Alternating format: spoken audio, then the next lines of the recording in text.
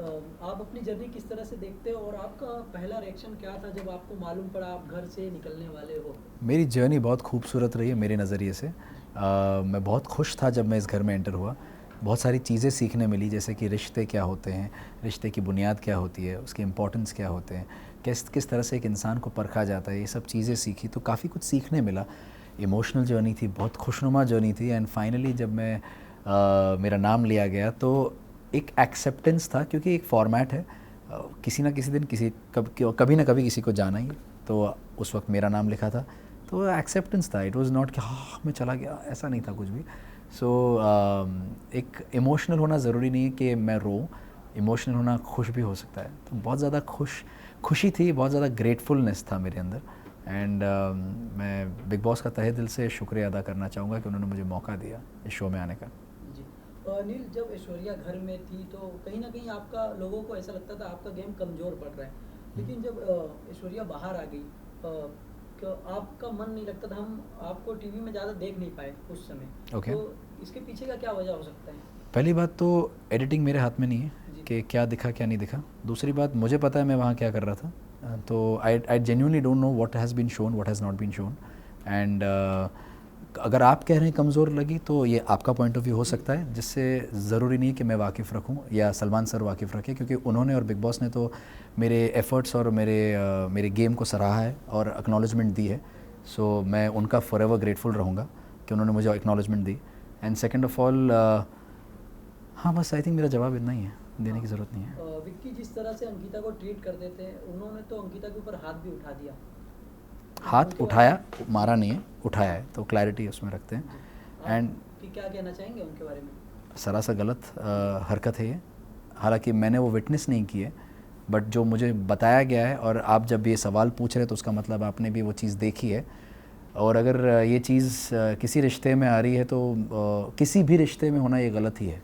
सो मैं इसका समर्थन नहीं देता। जी। सब उम्मीद करते थे आप लास्ट तक जाने वाले हो, लास्ट तक दिखोगे लोगों को, जी। लेकिन आप कहीं ना कहीं नहीं जा पाए, तो इस पे आपका क्या रिएक्शन है? ऑफ कोर्स मैं अपना दुख जाहिर करना चाहूँगा कि मुझे वो मौका नहीं मिला, और शो का फॉर्मेट आड़े आ गया जहाँ डबल एविक्शन हो गया। अगर वो नहीं होता तो कहीं ना कहीं मैं आगे बढ़ सकता था। जो मेरा इस हफ्ते का प्लान था, जो मैं कई बार जाहिर कर चुका हूँ अलग अलग इंटरव्यूज़ में, मैं वो खुलासा करना चाह रहा था इस संडे के नॉमिनेशंस में, संडे या मंडे, सॉरी मंडे के नॉमिनेशंस में। I wanted to bring out in the open what the reality of Vicky and Ankita क्या कर क्या रहे हैं, अब इनका नया क्या चल रहा है, इनका नई चुगली क्या चल रही है इनकी।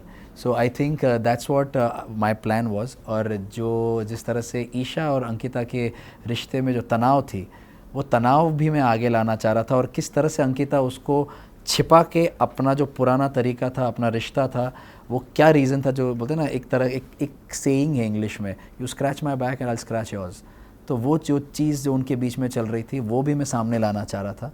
और जैसे कि आपने देखा कि पिछले कुछ हफ्तों में मल्टीपल नॉमिनेशंस करने के मौके मिल रहे थे, तो आई थिंक वो भी मैं उसका फ़ायदा उठा के चारों को नॉमिनेट करना चाह रहा था।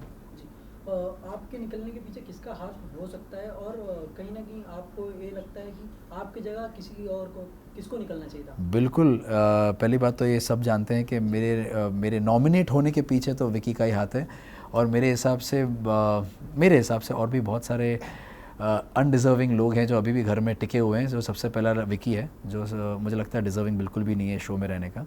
एंड उसके साथ साथ समर्थ, उन दोनों को पहले निकलना चाहिए। उसके बाद Isha, Ankita, they should be out of the house first. Munawar के बारे में क्या कहना चाहेंगे? मुनावर का गेम आपको कैसा लग रहा है? मुनव्वर का गेम, ऑनेस्टली मैंने ये जाहिर किया पहले भी कि कहीं ना कहीं वो जो बोलते थे दूसरों को कि आप एक स्लो स्टार्टर रहे हैं, आपका गेम वीक दिखता है, मुझे आपका गेम दिखा ही नहीं है। तो ये चीज़ का काउंटर मैंने सोचना शुरू किया कि गेम होता क्या है। तो मुझे जहाँ तक समझ में आया कि इस घर में बिग बॉस ने हमेशा रिश्तों को अहमियत दी है, तो मुझे लगता है रिश्ते ही गेम हैं। तो आपके रिश्ते जब तक ऑथेंटिक, रियल और ऑर्गेनिक रहेंगे, ऑटोमेटिकली आपके नंबर्स बढ़ते जाएंगे, आपके लोगों के नंबर्स बढ़ते जाएंगे। तो कहीं ना कहीं आपके लोग जब रहेंगे तो आपकी सेफ्टी बनी रहेगी, क्योंकि लोग आपके पास है, क्योंकि आप पर भरोसा रखते हैं। लेकिन अनफॉर्चुनेटली विकी और मुनव्वर दोनों शुरुआत से छठे हफ्ते तक नंबर गेम में पड़े हुए थे।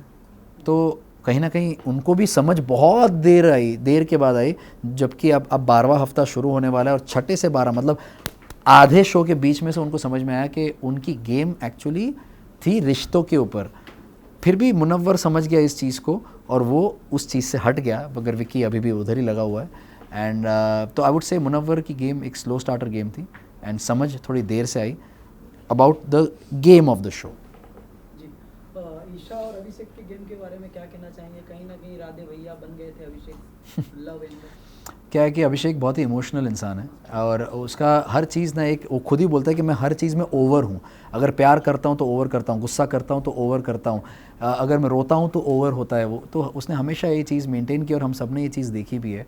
अनफॉर्चुनेटली उसके इस साइड का फ़ायदा उठाया गया है, जो ईशा और समर्थ ने किया है, बार बार लगातार उसको पोक किया है ताकि वो उसका साइड निकले। मैंने हर बार कोशिश की है, रिंकू जी ने हर बार कोशिश की है कि वो चीज़ ना निकले, वो साइड उसका ना निकले। तो अनफॉर्चुनेटली ऐसे लोग हैं जो किसी के मेंटल हेल्थ का, किसी के इमोशन का, किसी के जज्बात के साथ खेलना उनको पसंद है। आप टॉप 3 में किसे देखते हैं और सलमान सर के बारे में क्या कहना चाहेंगे आप? मैं किसी को भी टॉप 3 में अभी फ़िलहाल नहीं देख सकता, बिकॉज़ बहुत जल्दी है, क्योंकि शो का फॉर्मेट ऐसा है कि कभी भी कुछ भी हो सकता है। और पता चले मैं यहाँ पर 3 नाम लूँ और डबल एविक्शन में 2 नाम निकल लिए तो फ़ायदा नहीं है टॉप 3 का नाम लेने का, अभी फ़िलहाल फ़ायदा नहीं है। जब और थोड़ा और नज़दीक आएगा, लास्ट के 1-2 हफ्ते रहेंगे, तब मैं आपको बता पाऊँगा कि टॉप 3 में कौन जा सकते हैं। और सलमान सर के बारे में इतना कहूँगा कि उनके लिए बहुत रिस्पेक्ट है, उनके लिए बहुत प्यार है। Thank you sir. Thank you so much for having me.